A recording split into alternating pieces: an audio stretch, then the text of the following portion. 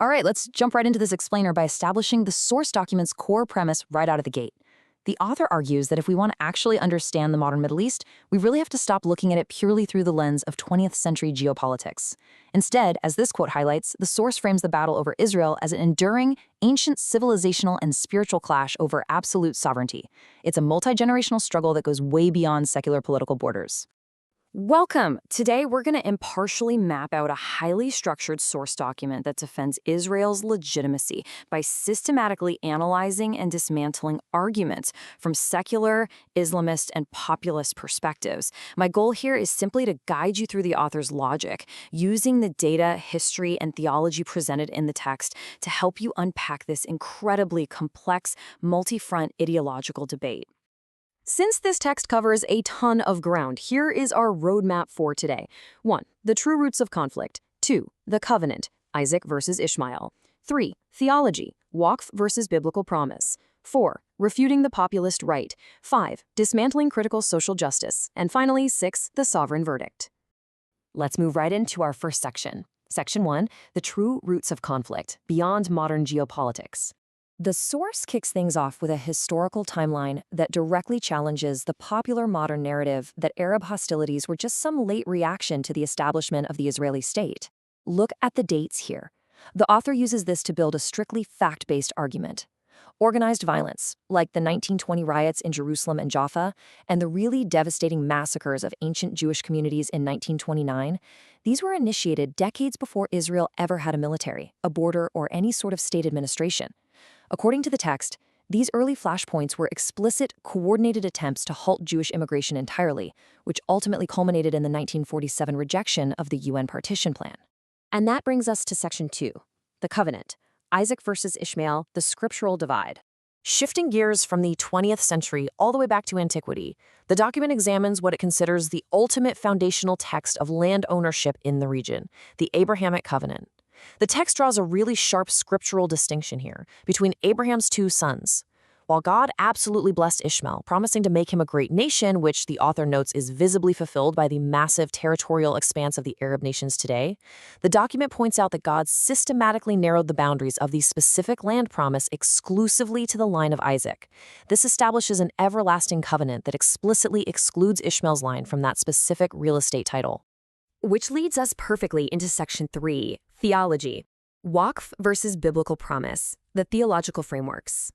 The document pivots here to the absolute religious frameworks driving the conflict today. The author argues pretty forcefully that if you don't grasp these frameworks, you'll never understand why secular peace treaties and land partitions fail every single time. To understand the geopolitical actions described in the text, we have to define the Waqf doctrine. In classical Islamic jurisprudence, once a territory has been brought under Islamic rule, it is considered spiritually permanent. The land between the Jordan River and the Mediterranean Sea was codified as a waqf. The text stresses that under this strict framework, literally no human leader has the religious authority to cede even an inch of this land to non-Muslim sovereignty. Building right on that, the source introduces the dhimmi system. This was the historical status for Jews and Christians living under Islamic rule. It guaranteed physical safety, sure, but strictly on the condition of public humility and political submission. The author argues that reestablishing the State of Israel completely shatters this divine hierarchy. It places Jewish political sovereignty over land that was historically part of the Islamic domain, so it's viewed not just as a political problem, but as a severe theological transgression that demands mandatory military resistance. What's really fascinating here is the direct contrast the source draws between these two absolute theologies. On the left, you have the Islamic Waqf, which the author argues creates a scorched earth mandate, where permanent ruin is actually preferred over a landscape shared with a sovereign Jewish state. On the right, you have the biblical perspective. Citing Romans 11:29, the document views God's covenant with Israel as an irrevocable promise, an everlasting real estate covenant that simply cannot be canceled out by human history or later religious updates. Moving into modern political discourse, we hit Section 4, Refuting the Populist Right. Data versus narratives. Here, the source methodically tackles charges from right-wing populist figures using demographic data. For instance, to refute claims by figures like Tucker Carlson regarding the alleged persecution of Christians by Israel, the text presents these stark demographic reality checks. The data reveals that Israel is actually the only nation in the entire Middle East where the indigenous Christian population has continuously grown, by a staggering 500% since 1948. Meanwhile, under the Palestinian Authority and places like Bethlehem and across surrounding Muslim nations, Christian populations have absolutely plummeted. The author continues by dismantling isolationist conspiracy theories. When addressing Nick Fuentes, the source points out that Western Christian civilization is fundamentally built on Judeo-Christian roots, so his claims are a complete theological inversion. And regarding Candace Owens' claims of an occult nation, the author identifies this as basically a modern repackaging of the ancient blood libel. The text notes that the Star of David is just a historical symbol of Jewish identity, and that these supernatural scapegoating tactics are basically used to avoid dealing with concrete geopolitical facts. Next up is Section 5, Dismantling Critical Social Justice, the Secular Left. The explainer then pivots to confront the ideological framework of the secular woke left, which applies a really rigid oppressor versus oppressed formula to the Middle East. Using a structured debate format, the document effectively steelmans the settler colonialist accusation before systematically refuting it. It counters these secular ideological frameworks by pointing to ancient physical proof. 3,000-year-old Hebrew archaeology unearthed in Judea and Samaria proves an indigenous historical presence centuries before Arab armies ever arrived.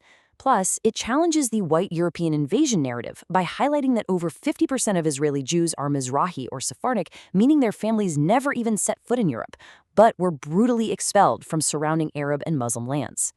The author highlights a profound ideological contradiction here, calling it the fallacy of intersectionality. The source notes the deep irony that the secular left structurally links its movements with Islamist factions while entirely ignoring that Israel protects the exact civil liberties, like freedom of speech and religious pluralism, that the left's supposed Islamist allies systematically and violently crush. And that brings us to the source's fairly chilling analysis of popular liberation chants. The document argues that when Western progressives use phrases like "from the river to the sea," they are absolutely not advocating for a peaceful democracy. Based on the actual charters of groups like Hamas, the author frames these chants as rhetorical masks for explicitly genocidal goals. By echoing them, the text claims, activists are essentially acting as the public relations wing for an Islamist holy war. Finally, we reach Section 6, the sovereign verdict, the presuppositional trap. In our last section, the text lays a philosophical trap for atheistic, secular materialists who attempt to condemn Israel morally while denying the existence of God. The author asks this foundational question to expose the internal collapse of secular outrage. The premise is this: if the universe is just a mindless accident of matter, where do absolute moral judgments like unjust or illegal actually come from in the first place? Let's quickly walk through the author's logical progression here. Step 1. If morality is subjective, the author argues, then condemning Israel is just a chemical preference and survival of the fittest is just nature taking its course. Step 2, but if the atheist insists oppression is objectively evil, they accidentally admit to a transcendent moral lawgiver. So, step 3, the conclusion, the secular critic must essentially borrow the moral foundations of the biblical worldview just to form a coherent sentence against it. The document wraps up with this powerful verdict on the logic of conquest. The text clarifies that divine promises ultimately override temporary military control by historical empires. If Islamic empires claimed the land by military victory, then the catastrophic collapse of the Ottoman Empire and the restoration of Israel demonstrates that God actively revoked that temporary lease. The author argues he is faithfully executing his timeline to return the physical title to the people of the original covenant. Which leaves us with this final provocative thought to ponder.